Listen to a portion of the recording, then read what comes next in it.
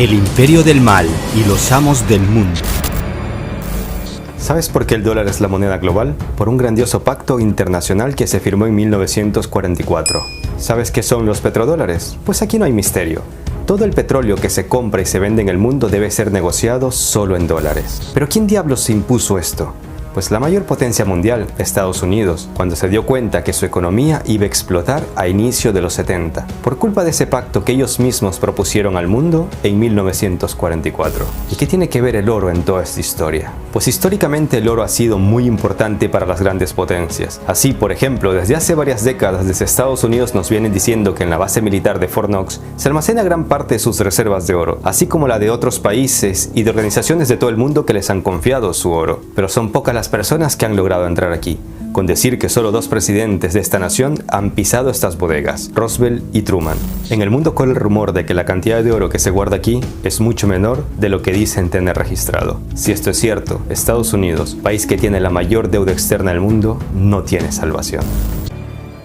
Como seguramente ya sabes, el encargado de imprimir el dinero en Estados Unidos, o sea, los dólares, es el Departamento del Tesoro. Pero es la Reserva Federal la que tiene el control de la oferta monetaria y es capaz de crear créditos con tasa de interés a su conveniencia. Cuando la Reserva Federal sube la tasa de interés, crea una acción en cadena, ya que todos los bancos, y no solo los de Estados Unidos, también suben sus tasas de intereses para mantener un balance. Y como resultado, los ciudadanos ven un aumento en el pago de sus hipotecas, sus pagos por el coche, sus tarjetas de créditos y todas las demás deudas. ¿Y quiénes componen la Reserva Federal? Pues entre sus dueños aparecen nombres como Rothschild, Rockefeller, Lehman o Goldman Sachs. Y lo peor de todo es que no trabajan en interés del pueblo estadounidense, pues este está endeudado con ellos por una cantidad estratosférica. ¿Por qué? Porque por cada dólar que ellos imprimen y ponen en circulación, el pueblo debe pagar un interés. El problema está en que el porcentaje de interés de cada dólar físicamente no existe. De ahí que impriman dólares infinitamente y la deuda crezca infinitamente. Para que tengas una idea, te dejo un dato impactante. ¿Sabes cuánto cuesta imprimir un billete de $100? Exactamente 14,2 centavos. O sea, el valor real de este papel, que por cierto ya no está respaldado por oro, es de 14,2 centavos. Pero estos banqueros lo inyectan en el mercado por lo que cuesta, $100 más su comisión. Entonces se puede decir que quien tiene las máquinas de hacer los dólares tiene todo el poder. Y ya te he dado algunos apellidos de los que manejan este negocio del siglo, o mejor dicho, el robo del siglo. Lo tendrás más claro si te pongo un ejemplo de cómo se inyectan estos dólares. Pero primero debes entender que la trampa principal en el sistema financiero es que el dinero impreso se pone en circulación en forma de deuda. Ahora supongamos que X entidad financiera necesita 100.000 millones de dólares. Para recibir este dinero deben garantizar devolverlo con un porcentaje. Si el porcentaje del crédito es de, supongamos, el 1%, se deben devolver 101.000 millones de dólares. Pero como ya te diste cuenta, estos 1.000 millones físicamente no existen, ya que solo se han impreso 100.000 millones. Y pagar esta deuda usando dinero es imposible. Quedan pocas opciones, como tomar un nuevo crédito, pero con estos créditos infinitos pagar una deuda se pone cada vez más complicado. Para intentar quitarse un poco la presión, esta entidad financiera con el mismo sistema da crédito a distintos bancos, y estos a su vez a terceras personas. Pero el porcentaje de comisión se vuelve cada vez más alto en cada etapa, y es así como terminan sufriendo los ciudadanos comunes y corrientes como tú o como yo. Si bien es cierto, muchos logran pagar sus deudas al banco, como puede ser tu caso o el de algún conocido tuyo, por desgracia miles de personas en todo el mundo viven un escenario contrario al no poder pagar sus deudas. Como resultado pierden sus bienes que dejaron como garantía y se quedan en la calle. Por ejemplo, solo en 2017 los bancos en España les quitaron sus casas a más de 22.000 familias, debido a que no podían pagar sus hipotecas. Y los datos registrados en la década anterior eran mucho peores. El sistema financiero está construido de tal manera que los más ricos, empezando por los banqueros, reciben su tajada a costillas de los más vulnerables, los cuales terminan siendo esclavos del sistema por míseros salarios que van a parar a los bancos para pagar sus créditos. Los bancos de todo el mundo tienen algo muy claro: les resulta más rentable que sus deudores no siempre puedan hacer sus pagos a tiempo, ya que deberán pagar un interés por demora, o mucho mejor si pasados los años no pueden pagar sus hipotecas, ya que se quedarían con sus casas. Y aquí viene un detalle que si no lo has tenido en cuenta te dejará helado. Cuando una persona no puede pagar su deuda al banco, el banco le quita la garantía, como puede ser su casa. Pero cuando un banco está al borde de la quiebra durante una crisis, el gobierno de turno los termina salvando. ¿Con plata de quién? Del Estado. Y la plata del Estado Estado de quién es? Exacto, de los contribuyentes, de los ciudadanos, tuya. Por ejemplo, en 2012 fueron pocos los medios los que revelaron que la Reserva Federal proporcionó ayuda urgente y en secreto por 16 billones de dólares a los más grandes bancos norteamericanos y europeos, en pleno apogeo de la crisis financiera global, es decir, entre 2007 y 2010. En España, tras la crisis económica del 2008, el Estado empezó a inyectar dinero a los bancos para rescatarlos. Claro, con dinero público, y aseguraban que los contribuyentes no perderían ni un solo euro. Gran sorpresa se llevaron los españoles cuando en 2017 un informe cifró en más de 60.000 millones de euros las pérdidas por el rescate a la banca. Y es el contribuyente el que termina pagando ese dinero para rescatar a los bancos, que a su vez dan créditos al mismo pueblo. Ese pueblo que cuando no puede pagar sus deudas, a ellos sí les quitan sus casas. Y ese sistema funciona así en todo el mundo. Aunque no lo creas, se puede decir que en el sistema capitalista existe la ley socialismo para los ricos, capitalismo para los pobres, ya que los banqueros siempre serán rescatados por el Estado, con el dinero del pueblo, mientras que el pueblo será despojado de sus bienes en caso de no poder pagar la deuda. Martin Luther King usaba con mucha frecuencia la frase socialismo para los ricos, capitalismo para los pobres. No en vano hasta había pedido a la población que retirase su dinero de todos los grandes bancos. No me digas entonces que lo mataron los banqueros al igual que como se especula con el caso Kennedy. Pues dejemos ese tema para otro video.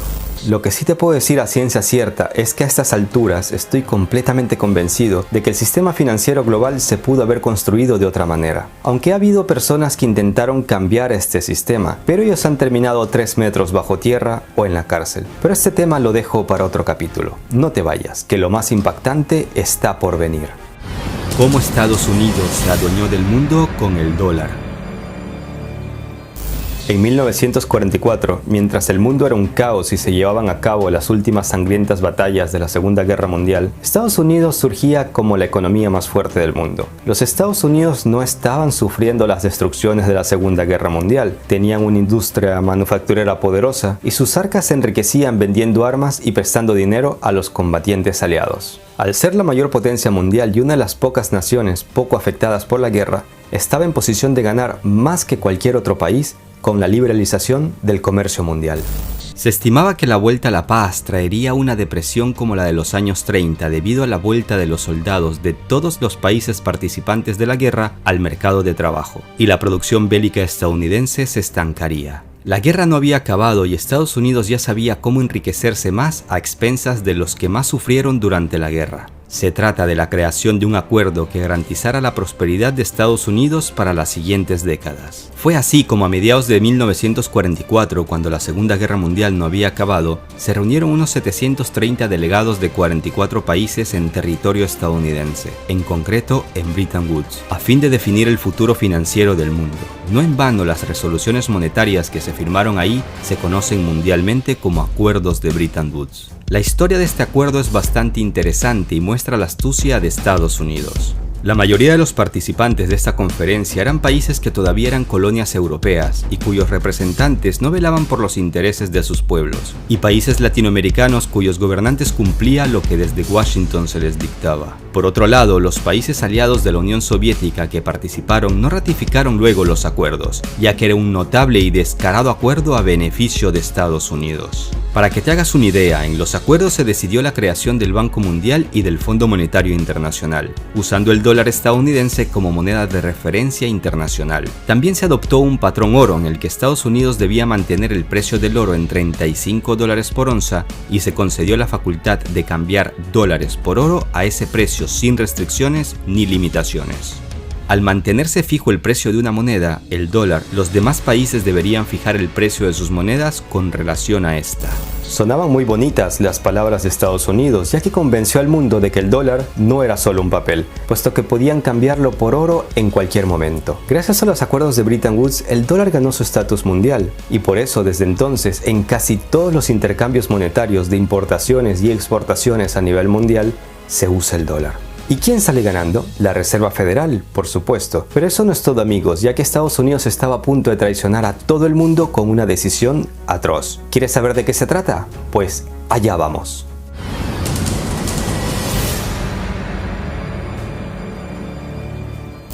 Ya por los años 60, algunos países empezaban a sospechar de que la cantidad de dólares impresos en el mundo era muchísimo mayor que la cantidad de oro. Es decir, que si todos los poseedores de dólares en el mundo empezaban a comprar oro, Estados Unidos no hubiese podido cumplir con su promesa del acuerdo de 1944, porque de estos papeles verdes había muchísimos regados por todo el mundo, pero oro no tanto.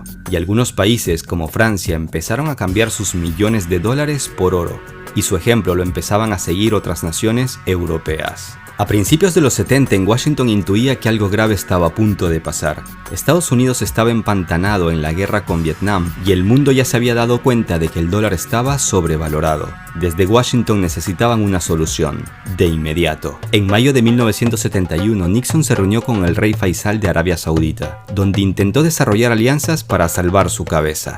Le proponía, entre otras cosas, que Arabia Saudita junto con los países de la OPEP negociaran el petróleo solo en dólares. Si los árabes aceptan, recibirían a cambio protección militar, entre otros favores. Seguramente Nixon le dejaría también claro que si se negaba, su país se vería amenazado con una intervención militar, inventando claro cualquier excusa en contra de Arabia Saudita.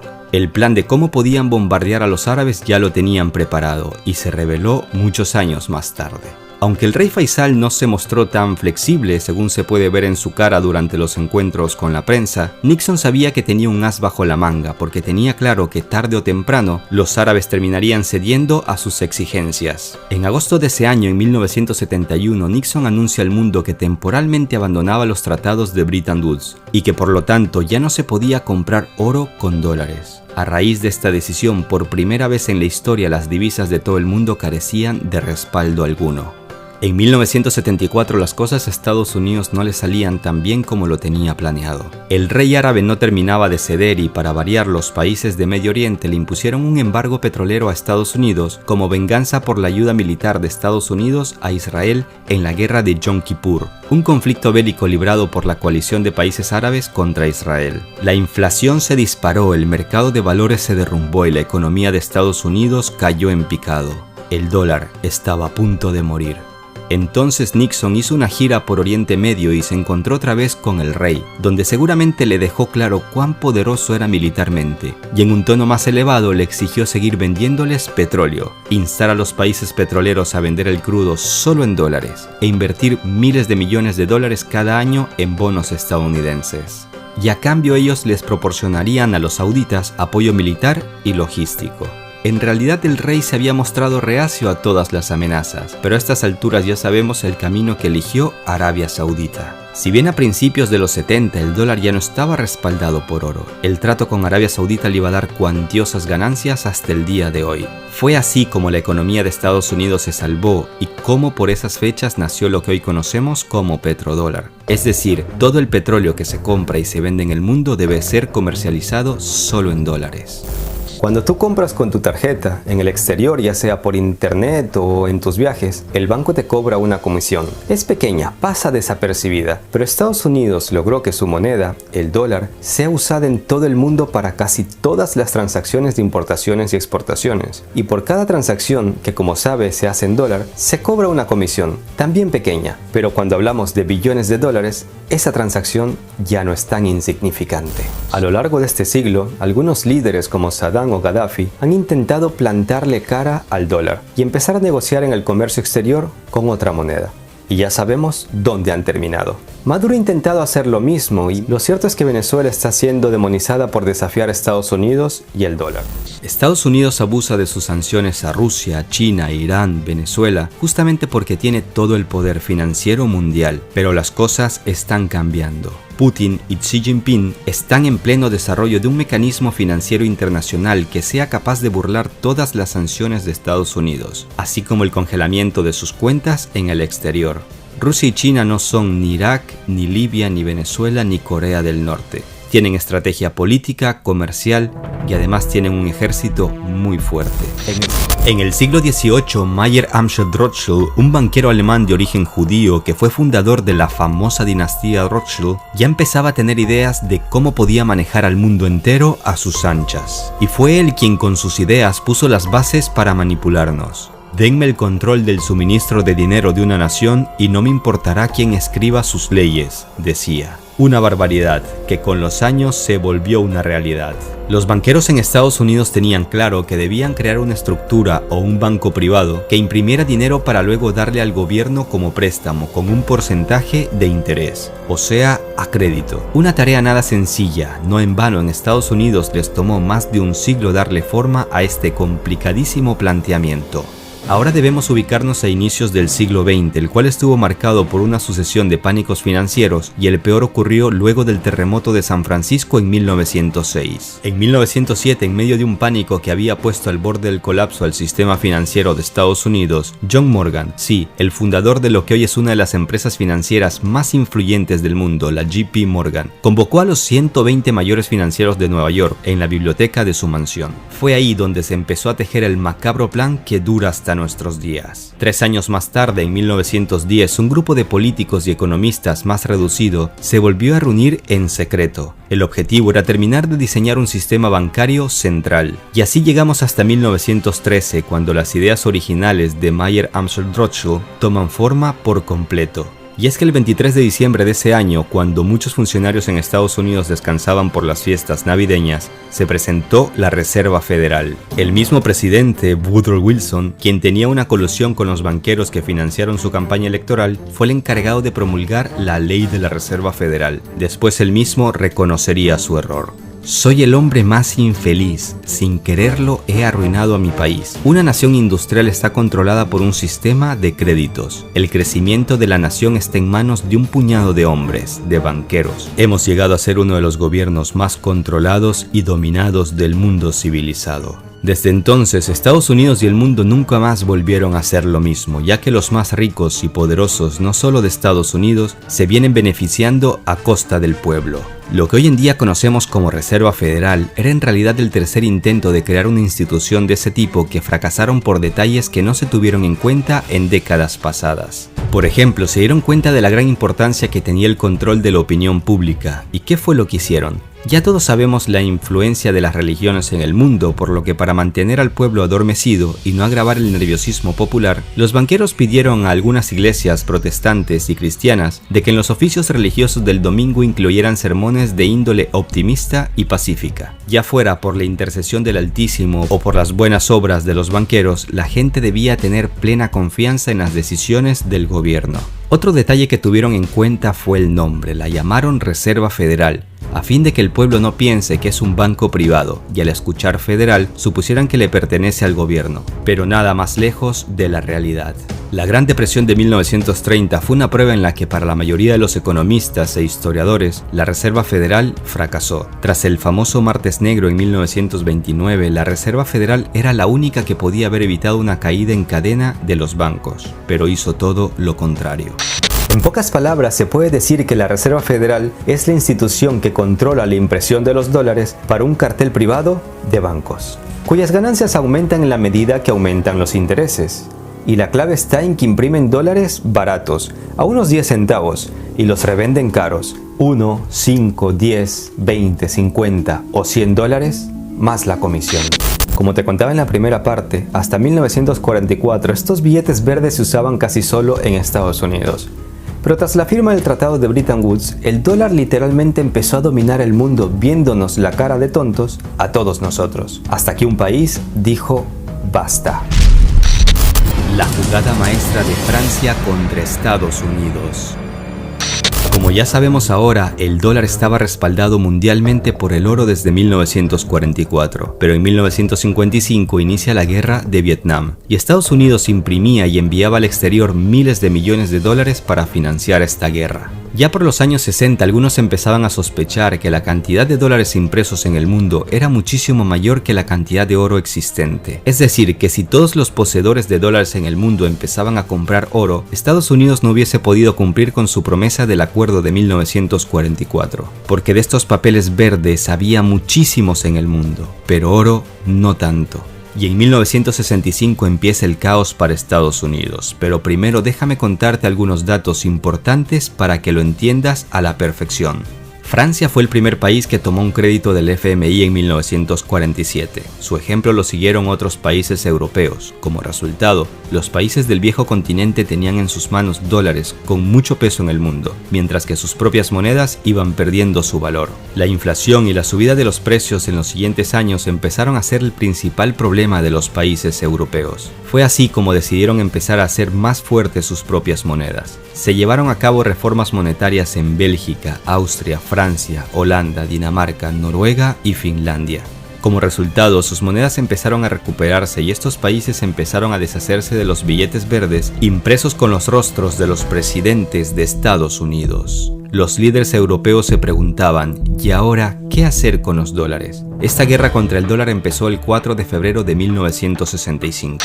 En una reunión en Bélgica, el presidente de Francia, Charles de Gaulle, recordó a Estados Unidos sobre su promesa de poder cambiar dólares por oro con el precio fijado en 1944, $35 por onza.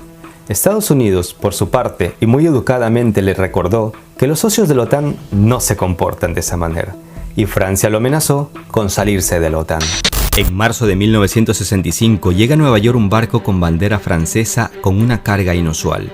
En su interior había 750 millones de dólares en billetes estadounidenses. Lo acompañaba un segundo barco, con el mismo cargamento. Los franceses querían devolver 1.500 millones de dólares a Estados Unidos y recibir a cambio oro, tal como había quedado estipulado en el acuerdo de Bretton Woods. Semanas más tarde llegaban a Francia estos dos barcos cargados con cientos de toneladas de oro. Y esto era solo el comienzo. A finales de 1968 los franceses ya habían cambiado dólares por oro en una suma que superaba los 5.000 millones de dólares. No está de más decirles que, como era lógico de esperar, el ejemplo de Francia lo empezarían a seguir otros países como Alemania, Canadá o Japón. Como resultado, las reservas de Fort Knox, lugar donde está depositado el oro de Estados Unidos y de otros países, se contrajeron. Y fue así como Estados Unidos se dio cuenta de que sus bodegas estaban quedando sin oro, que el mundo le estaba pagando con su misma moneda. Les estaban devolviendo sus papeles verdes, que estaban sobrevalorados, y a cambio se estaban llevando oro, que sí que tienen un valor real. En la primera parte te contaba cómo Nixon puso fin unilateralmente al Tratado de Bretton Woods para salvar su trasero y el de la Reserva Federal, y cómo nacieron los petrodólares. Desde entonces, Estados Unidos ha logrado mantenerse a flote y eliminando o amenazando amigos y enemigos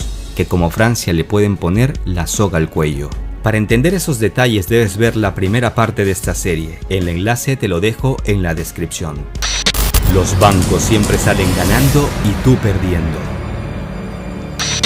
Hasta la actualidad, un grupo de economistas designados, no electos, se reúne para tomar decisiones que impactan tanto en los habitantes de Estados Unidos como en millones de personas de todo el mundo. ¿Se te hace conocida la palabra establishment en referencia a Estados Unidos? Pues en pocas palabras es un término que se usa para explicar que los presidentes de ese país y los funcionarios en general actúan como simples marionetas, ya que obedecen lo que les dictan los integrantes del poder dominante. Un poder que estaría conformado básicamente por banqueros. Banqueros que, por cierto, también controlan los medios de comunicación, un arma muy importante en nuestros días. En la historia de Estados Unidos han asesinado a 4 presidentes y todas las investigaciones independientes apuntan a que los banqueros estaban detrás de todos ellos. Seguramente ya sabes que de estos 4 personajes, uno de ellos era John Kennedy y el otro Abraham Lincoln. Pero, ¿y los otros 2 quiénes son? También deberías preguntarte por qué mataron al candidato presidencial Robert Kennedy cuando encaminaba su destino hacia la Casa Blanca.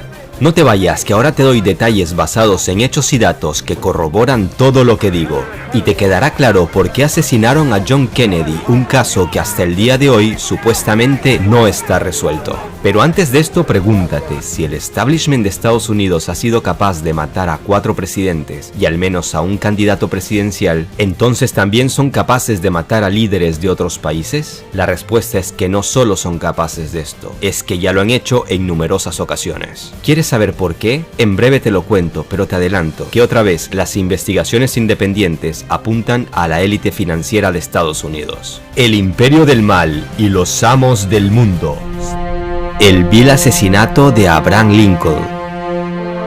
El 14 de abril de 1865, el presidente de Estados Unidos, Abraham Lincoln, recibió un disparo en la cabeza en el Teatro Ford de Washington, D.C. Si bien existe una versión oficial de por qué lo mataron, algunos hechos ocurridos algunos años antes y otros un siglo después indican a que fueron las élites financieras las que organizaron su asesinato. Permíteme recordarte que este presidente fortaleció el gobierno federal y modernizó la economía, algo que no beneficiaba mucho a los banqueros. Y también debes de saber que la guerra civil empezó poco después de que él asumiera el poder, principalmente debido a que quería abolir la esclavitud, y tenía varios estados esclavistas en contra. En resumen, Lincoln es presidente desde 1861 hasta 1865, año en el que lo matan. La guerra civil de secesión dura desde que Lincoln es presidente hasta unos días antes de su muerte. Y también debes de saber que unos famosos billetes que no agradaban a la banca, llamados greenbacks, se empezaron a emitir desde que Lincoln llegó al poder y dejaron de emitirse justo después de su muerte. ¿No te parece raro todo esto? ¿Es esto una mera casualidad? Pues la verdad,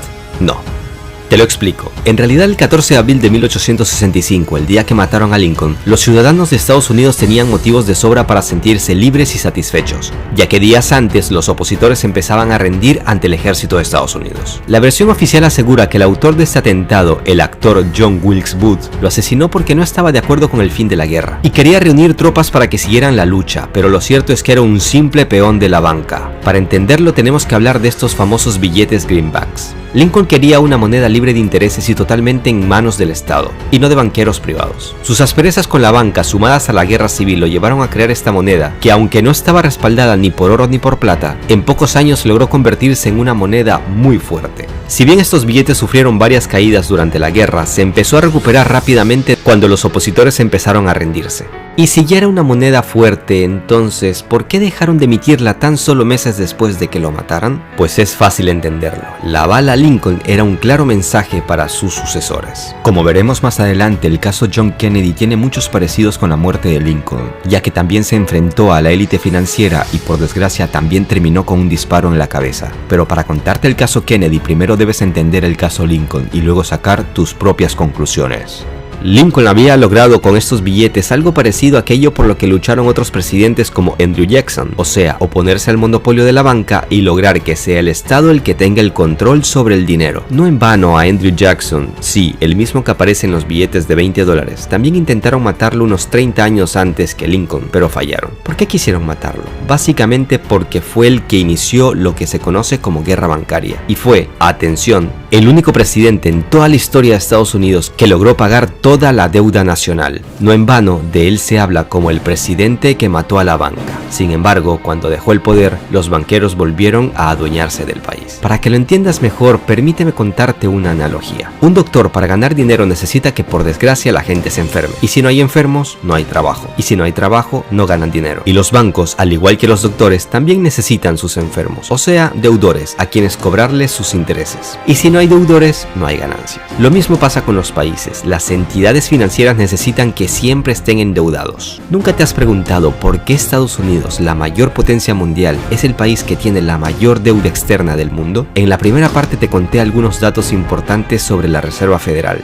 Y en los siguientes capítulos te revelaré cómo funciona el FMI o el Banco Mundial y por qué casi ningún país puede pagar su deuda. Pero volvamos al tema de hoy. Resumamos lo que tenemos. En 1835 casi matan a Andrew Jackson por haber matado a golpe de buenas decisiones a la banca. En 1865 matan a Lincoln por principalmente oponerse a la banca y emitir los greenbacks. En 1881 el presidente James Garfield quiso seguir los pasos de Lincoln y también fue asesinado. No duró ni 7 meses en el poder. Lo irónico del caso fue que los disparos no fueron fatales en sí y Garfield murió porque los doctores le abrieron una de sus heridas para encontrar la bala y finalmente le provocaron una infección y hemorragias internas. ¿Estaban comprados los doctores? No se sabe a ciencia cierta, pero el hecho no deja de ser sospechoso. En 1901 matan al presidente William McKinley durante su segundo mandato. La élite efectuó otra complicada jugada política haciendo aparecer el magnicidio como obra de otro loco suelto. El asesinato ofrecía a la élite varios beneficios, como eliminar un personaje que nunca fue del todo fiel a los planes elitistas. ¿No me digas entonces que quien mató a Kennedy fue el sistema monetario? Pues sí,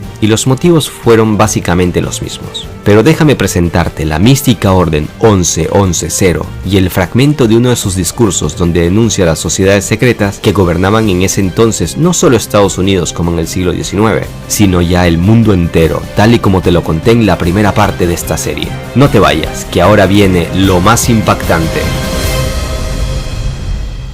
Давайте вспомним о убийстве президента Кеннеди. Ведь существует версия, что убийство президента Кеннеди организовали спецслужбы Соединенных Штатов. Но если эта версия верна, а этого исключить нельзя. Los motivos del asesinato de John Kennedy. Como ya sabes ahora, en la historia ha habido varias personalidades importantes que intentaron salvar al mundo de este asqueroso sistema financiero que beneficia a unos pocos y del que te hablé en la primera parte. John Kennedy fue el último presidente de Estados Unidos que plantó cara a los banqueros, en concreto a la Reserva Federal, la cual, como ya sabemos, tomó todo el poder en 1913. En 1963, Kennedy empezó un plan para quitarle a la Reserva Federal su juguete favorito, las máquinas de impresión de dinero. Un decreto presidencial casi desconocido fue firmado por Kennedy el 4 de junio de 1963. Se trataba de la orden número 1110, con la cual básicamente despojaba a la Reserva Federal de su poder para prestar dinero con intereses al gobierno federal de los Estados Unidos. Más de 4.000 millones de dólares en billetes de Estados Unidos entraron en circulación en denominaciones de 2 y 5 dólares. Fíjate en un detalle, los dólares actuales tienen impresa la nota billete de la Reserva Federal y los dólares de Kennedy tenían impresa la nota billete de Estados Unidos. Una gran diferencia, ya que como te expliqué en la primera parte, los bancos de la Reserva Federal prestan dinero al Estado con comisión y con estos billetes de Kennedy se le acababa el negocio. Y es que Kennedy sabía que si los billetes de Estados Unidos avalados en plata circulaban ampliamente, eliminarían la demanda de billetes de la Reserva Federal. El presidente Kennedy fue asesinado meses después de firmar esta orden, en concreto el 22 de noviembre de 1963. ¿Y adivinen qué fue lo primero que hizo el nuevo presidente Lyndon Johnson? Exacto, sacar inmediatamente de circulación los billetes de Estados Unidos. También déjame decirte que nunca circularon los billetes de Estados Unidos de 10 y 20 dólares, que ya estaban impresos cuando Kennedy fue asesinado.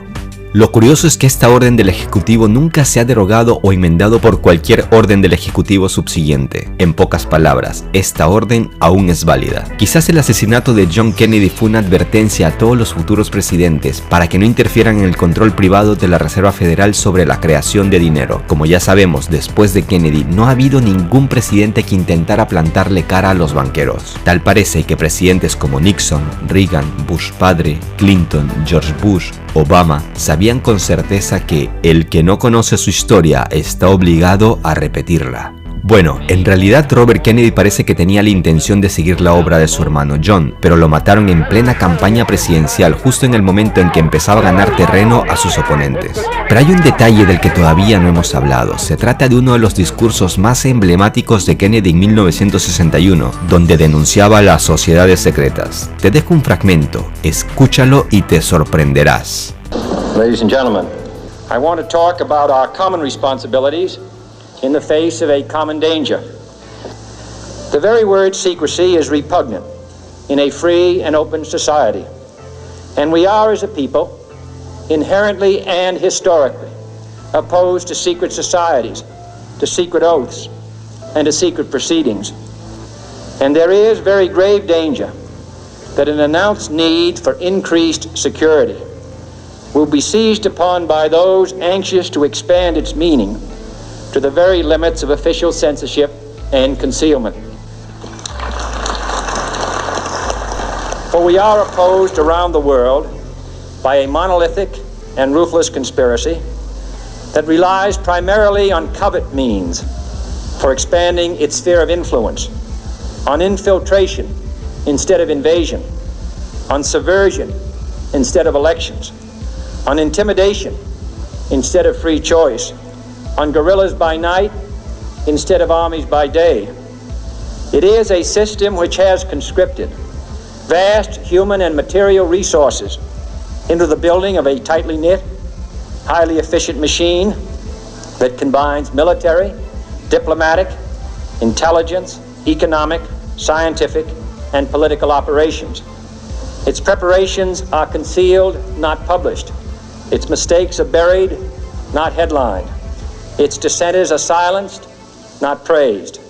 No expenditure is questioned, no rumor is printed, no secret is revealed. I am not asking your newspapers to support an administration, but I am asking your help in the tremendous task of informing and alerting the American people. And that is why our press was protected by the First Amendment, the only business in America specifically protected by the Constitution, confident that with your help, man will be what he was born to be, free and independent. Desde la Reserva Federal consideraron este discurso y la firma de la Orden 1110 como una traición, ya que según ellos, Kennedy llegó al poder gracias a las influencias de las élites financieras. John Kennedy se convirtió en lo que temían en la Reserva Federal, que un hombre con poder y querido y admirado por millones les derrumbara el reino que habían logrado construir a lo largo de muchas décadas. Ten en cuenta que la élite financiera domina no solo los bancos, sino que tiene fuertes influencias en los servicios de inteligencia de Estados Unidos, como la CIA o el FBI. Además del control de los medios de comunicación. Por eso, la verdad no florece porque es secreto de Estado, y la prensa no te lo cuenta porque no les conviene. En los últimos años mucho se habla de una tercera guerra mundial, y muchos recuerdan que en los días finales habrá hambre, enfermedades, destrucción y muerte. Pero puede que en las creencias de un apocalipsis bíblico se oculte algo un poco más creíble. El mundo no será destruido por una fuerza sobrenatural, sino que será destruido por la misma humanidad, en concreto por las decisiones de un pequeño grupo de personas. Hasta hace unos años se pensaba que si el dólar perdía su estatus mundial, este sería el posible escenario en el mundo entero. Masas de hombres sin casas en las calles. En lugar de electricidad, la gente hace fogatas con muebles y coches abandonados en las calles. No hay gasolina para suministrar a los coches y no hay a quien venderle petróleo. La gente quema sus cosas en las calles para calentarse. Los bancos han perdido el control de todas las finanzas. La crisis financiera ha alcanzado tal punto que en el mundo han quedado solo dos cosas con valor: alimentos y agua. Por estos productos se pelean grupos armados en las calles. A los civiles desarmados no les queda más que esconderse en los escombros y recoger lo que queda después de los combates callejeros. En casi todos los países del mundo hay guerras civiles, y todo porque el dólar estadounidense ahora cuesta menos que el papel en el que están impresos los presidentes de Estados Unidos. El dólar es la moneda de la confianza. Cuando desaparezca esta confianza, desaparecerá el actual sistema financiero mundial. No obstante, China y Rusia, sabiendas de este posible escenario catastrófico, empezaron a tomar hace algunos años cartas en el asunto. El imperio del mal y los amos del mundo, tercera parte.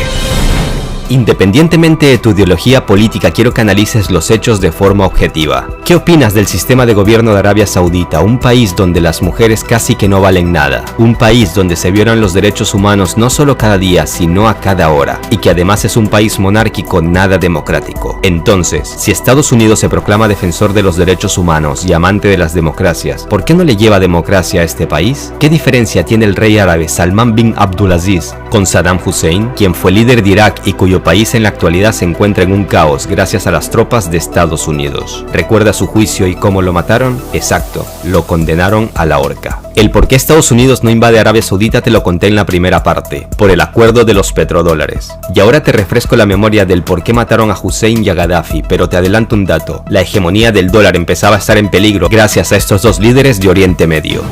Las 1000 mentiras de Estados Unidos para invadir Irak y matar a Hussein.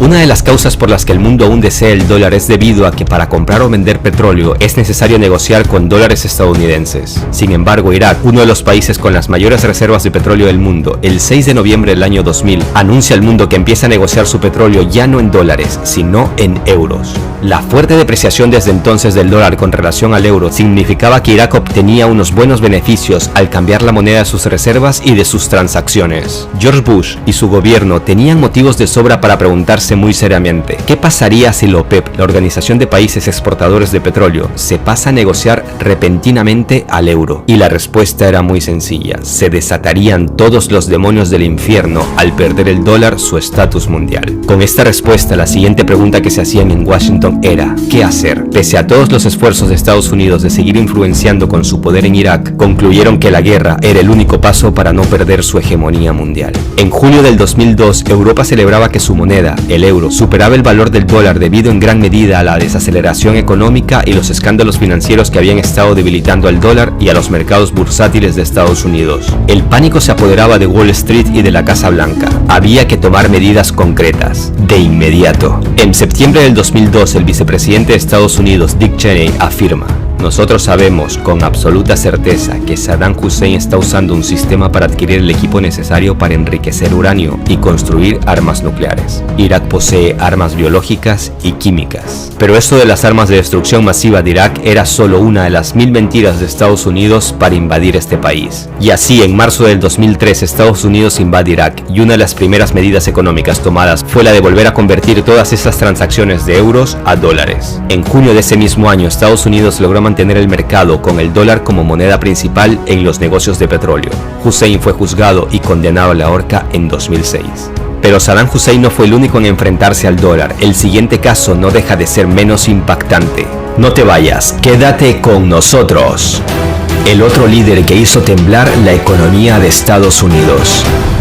Todos han visto estas imágenes. Aquí se pueden ver los últimos segundos de vida del líder libio Muammar Gaddafi. En el 2011, casi todos los medios de todo el mundo publicaban la noticia asegurando que Gaddafi violaba los derechos en su país y que Libia necesitaba un poco de democracia. Pero en realidad su peor pecado fue enfrentarse al monopolio del dólar. Sabiendo que podía terminar como Hussein, Gaddafi empezó a promover una revolución del dinar, respaldado por oro en toda la Unión Africana. Me atrevería a decir que fue aún más valiente que Hussein, ya que no propuso negociar el petróleo en euros, sino en su propia moneda, el dinar de oro. El plan de Gaddafi de dejar de vender el petróleo en dólares y empezar a usar el dinar de oro habría devastado la economía estadounidense. Uno de sus primeros pasos fue impulsar la creación del Banco Central de Benghazi para lanzar el dinar de oro y trasladó a esa ciudad 150 toneladas del metal precioso. Al igual que pasó con Irak, Barack Obama y su gobierno tenían motivos de sobra para tomar medidas y llegaron a la conclusión de que Libia necesitaba, al igual que el Irak de Hussein, un poco de democracia. Y fue así como Libia fue invadida por Estados Unidos y la OTAN, mientras que Gaddafi fue asesinado horriblemente en 2011 por los mercenarios de la Alianza Atlántica. La muerte de estos dos líderes de Oriente Medio, que dicho sea de paso están llenos de petróleo, permiten pensar que no en vano el presupuesto militar de Estados Unidos es de 610.000 millones de dólares. Lo que representa una cantidad mayor que la de los 7 países juntos que le siguen en el ranking. Y es que Estados Unidos necesita que en cada rincón del mundo sepan qué pasaría con ellos si llegan a desafiar la hegemonía del dólar. We came, we saw, he died. Antes de que explote el dólar, explotan guerras en otros países.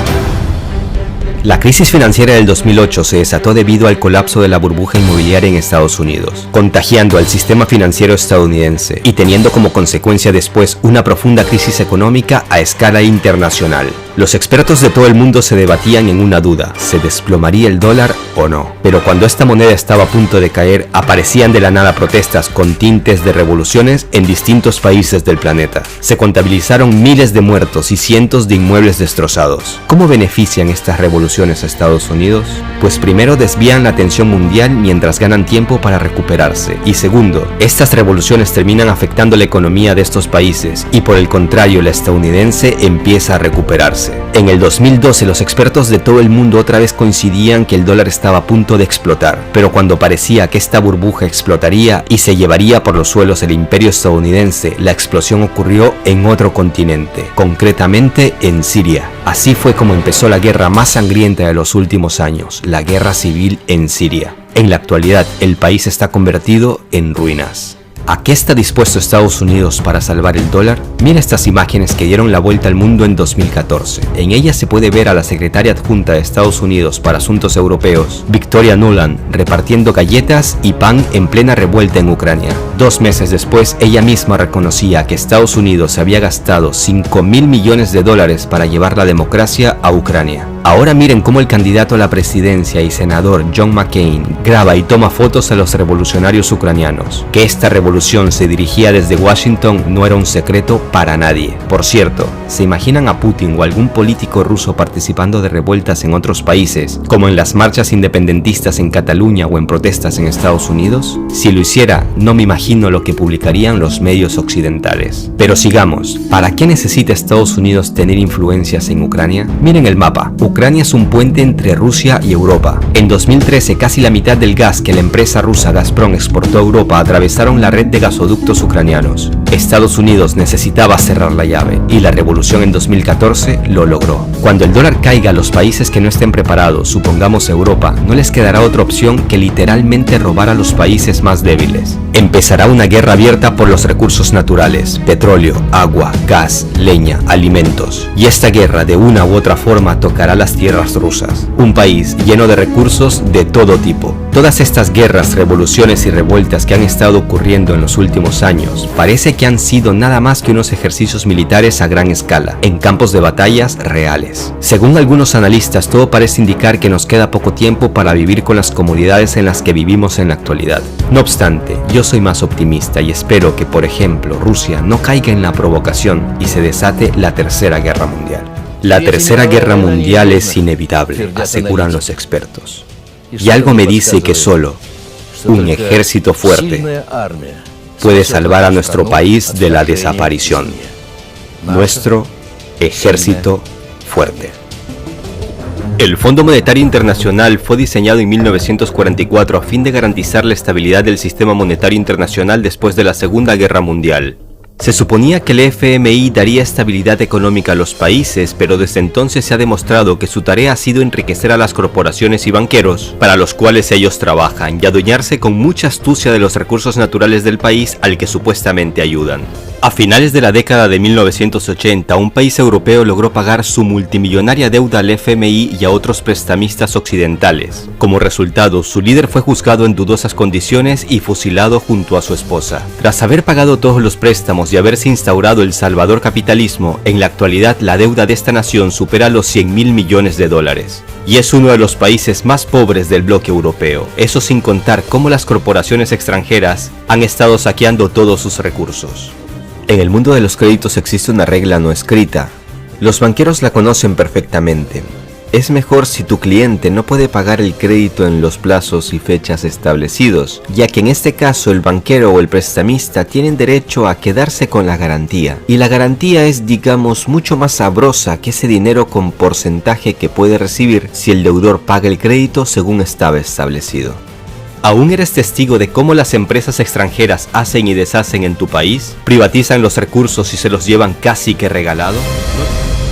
¿Hay gobiernos buenos y gobiernos malos? Todo depende de quién te lo diga. Por ejemplo, la crisis de México de 1982 derivó en un jugoso préstamo al FMI y desde entonces, en este país, se han estado privatizando decenas de empresas en áreas exclusivas y prioritarias del Estado. No más privatizaciones, esta política irá al basurero de la historia, decía López Obrador en su campaña presidencial. Y es que el viejo modelo de privatización, ese que pasa por las transferencias de las riquezas al extranjero y el desmantelamiento de la economía nacional, sigue muy en pie en países como México. Pero también salta a la vista otra pregunta: ¿hay dictaduras buenas y dictaduras malas? Y es que resulta difícil entender por qué si entre 1950 y 1975 la economía de Rumania creció a uno de los mayores ritmos del mundo, en la actualidad es uno de los países más pobres de Europa. Todo empezó con una serie de errores en las estrategias económicas en la década de los 70 que desató una crisis en este país. En concreto, algunas de sus industrias, como la petroquímica o la del acero, tenían una capacidad de producción mucho mayor de la necesaria para satisfacer las necesidades propias y la demanda exterior, resultando en una infrautilización de las instalaciones. Al ver el estado moribundo de esta nación, los países occidentales se mostraron dispuestos a ayudarles y posteriormente entró en juego el FMI.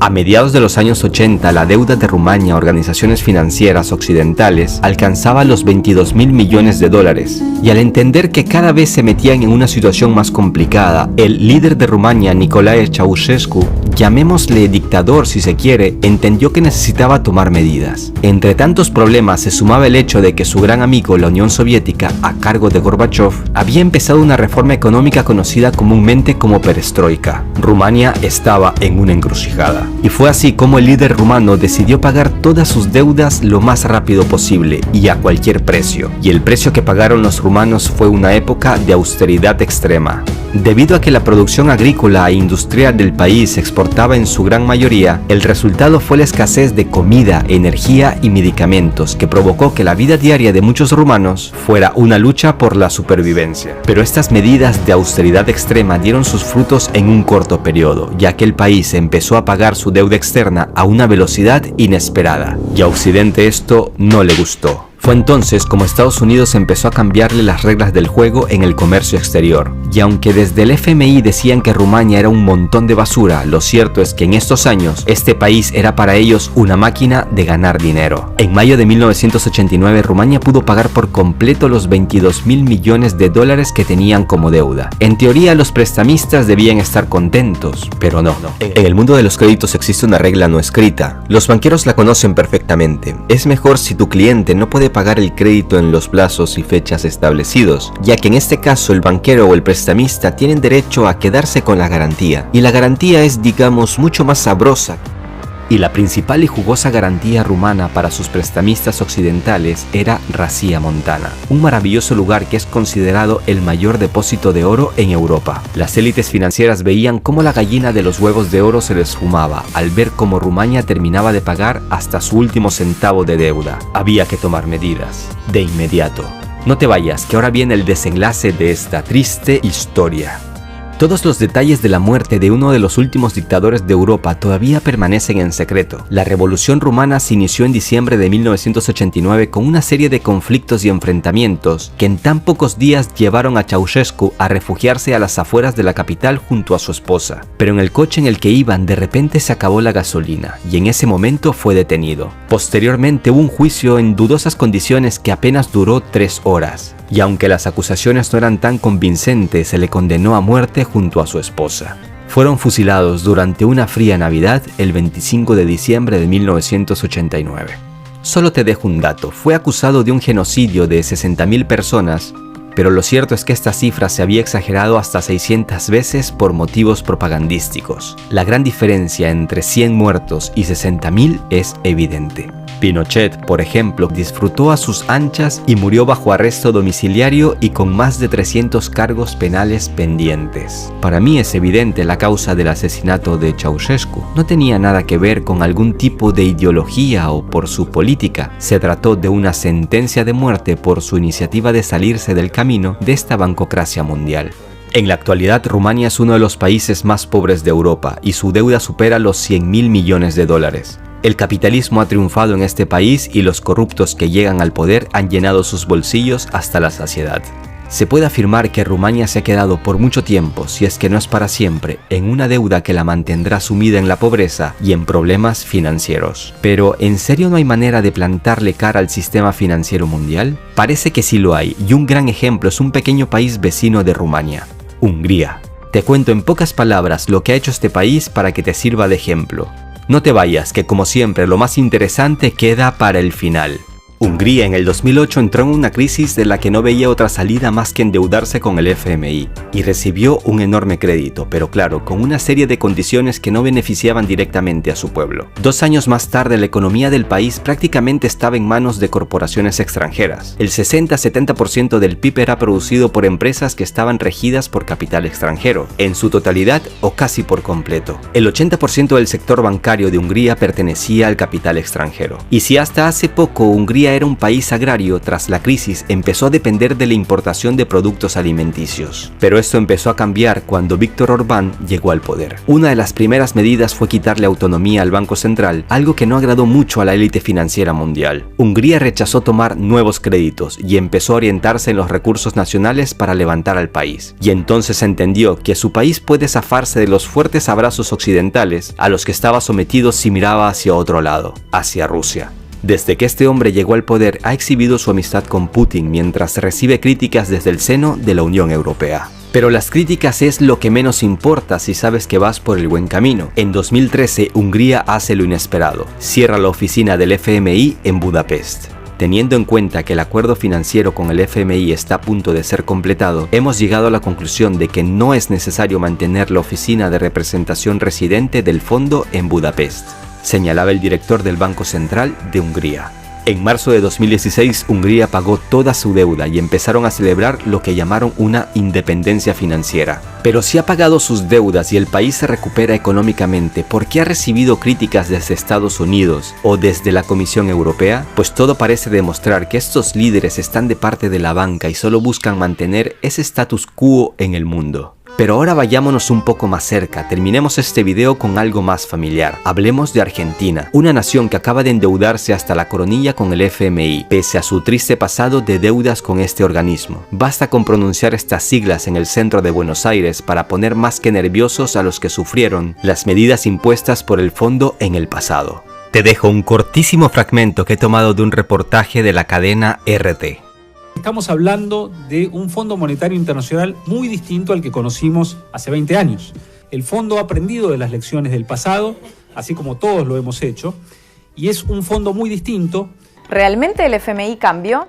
Bueno, era un banco y sigue siendo un banco. Y su objetivo sigue siendo el mismo, dar dinero a cambio de recibir más dinero. Entonces, ¿tiene motivos Argentina para preocuparse? Las 5 veces que el FMI acudió al rescate de Argentina desde los años 50, las recetas del organismo fracasaron y el destino del dinero prestado fue por lo menos incierto.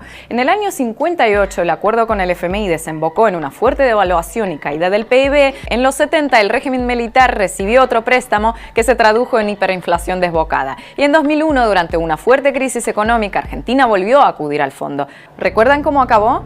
Los argentinos seguro que sí. Más crisis, más inflación, más pobreza, más descontento social y el tristemente famoso corralito. Tal vez es que las recetas del FMI no funcionaron en Argentina por culpa de los gobiernos que las aplicaron, pero en el resto del mundo, con otros gobiernos, sí funcionan. Podría ser, pero no parece, porque la lista de países donde las recetas del FMI fracasaron es larga, muy larga. Y no lo digo yo, lo reconoce el propio FMI. Por ejemplo, en uno de sus recientes informes califican de fracaso sus propias recetas aplicadas en Grecia. Recientemente felicitaron a Portugal por aplicar medidas económicas diferentes a las que ellos les habían propuesto y en el colmo de los colmos, en un artículo de 2016, 4 funcionarios del FMI afirmaron que las políticas neoliberales son ineficaces y aumentan la desigualdad. Algo así como si el Vaticano publicara una encíclica dudando de la existencia de Dios. Entonces, ¿por qué temer al mismo organismo que te sumió en una grave crisis cada vez que acudió a rescatarte? ¿Por qué temer a una entidad con un historial de fracasos en todo el planeta? ¿Por qué temer a quien ya no cree en sus propias recetas? Total, que siempre funcionará mal y que funcionará mal en todas partes no implica que ahora vaya a ocurrir lo mismo, ¿no? La Revolución Rumana se inició en diciembre de 1989 con una serie de conflictos y enfrentamientos que en tan pocos días llevaron a Ceausescu a refugiarse a las afueras de la capital junto a su esposa. Pero en el coche en el que iban de repente se acabó la gasolina y en ese momento fue detenido. Posteriormente hubo un juicio en dudosas condiciones que apenas duró 3 horas. Y aunque las acusaciones no eran tan convincentes, se le condenó a muerte junto a su esposa. Fueron fusilados durante una fría Navidad el 25 de diciembre de 1989. Solo te dejo un dato, fue acusado de un genocidio de 60.000 personas, pero lo cierto es que esta cifra se había exagerado hasta 600 veces por motivos propagandísticos. La gran diferencia entre 100 muertos y 60.000 es evidente. Pinochet, por ejemplo, disfrutó a sus anchas y murió bajo arresto domiciliario y con más de 300 cargos penales pendientes. Para mí es evidente la causa del asesinato de Ceausescu. No tenía nada que ver con algún tipo de ideología o por su política. Se trató de una sentencia de muerte por su iniciativa de salirse del camino de esta bancocracia mundial. En la actualidad, Rumania es uno de los países más pobres de Europa y su deuda supera los 100.000 millones de dólares. El capitalismo ha triunfado en este país y los corruptos que llegan al poder han llenado sus bolsillos hasta la saciedad. Se puede afirmar que Rumania se ha quedado por mucho tiempo, si es que no es para siempre, en una deuda que la mantendrá sumida en la pobreza y en problemas financieros. Pero, ¿en serio no hay manera de plantarle cara al sistema financiero mundial? Parece que sí lo hay, y un gran ejemplo es un pequeño país vecino de Rumania, Hungría. Te cuento en pocas palabras lo que ha hecho este país para que te sirva de ejemplo. No te vayas, que como siempre lo más interesante queda para el final.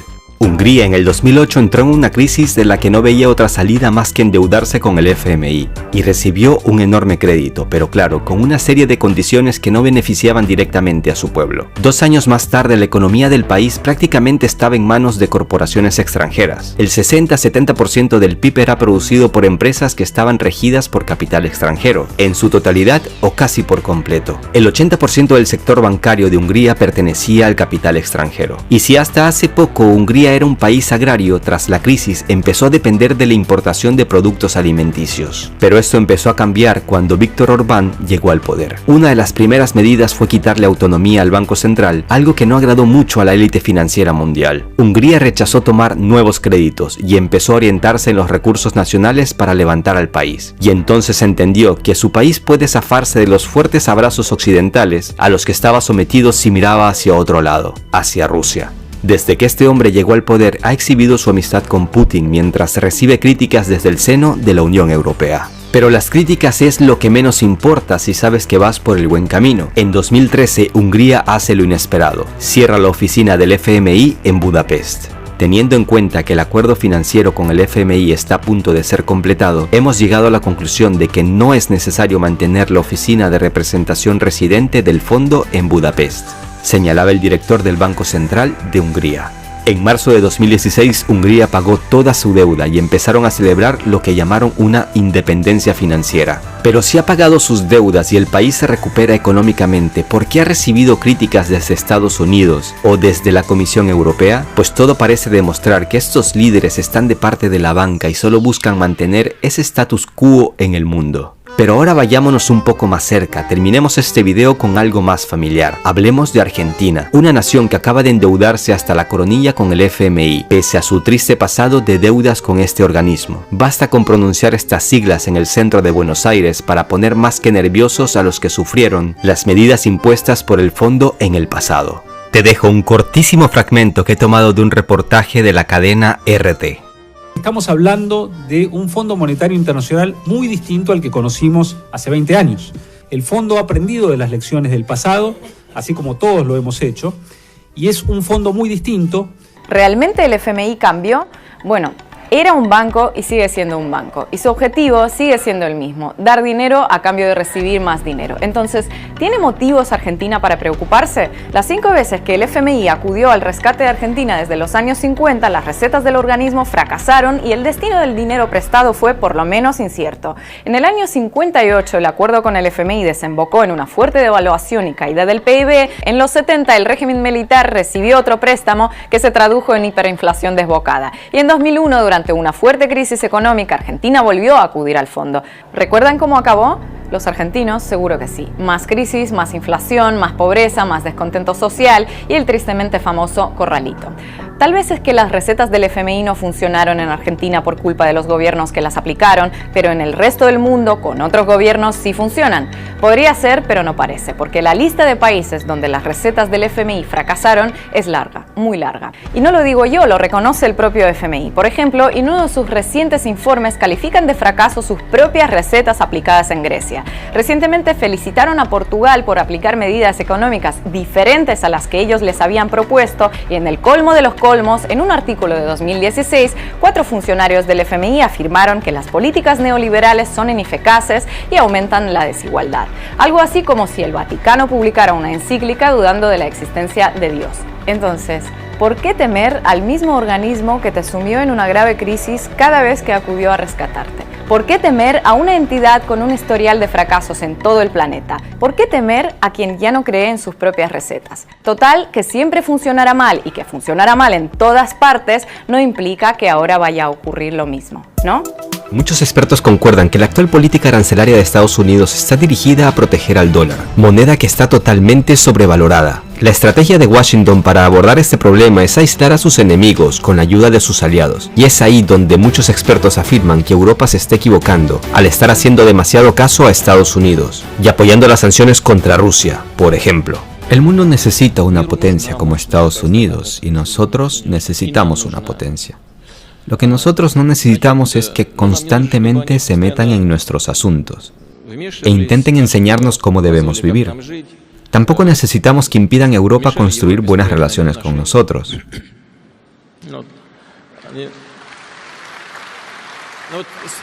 ¿Las sanciones que usted acaba de mencionar afectan de alguna manera a Estados Unidos?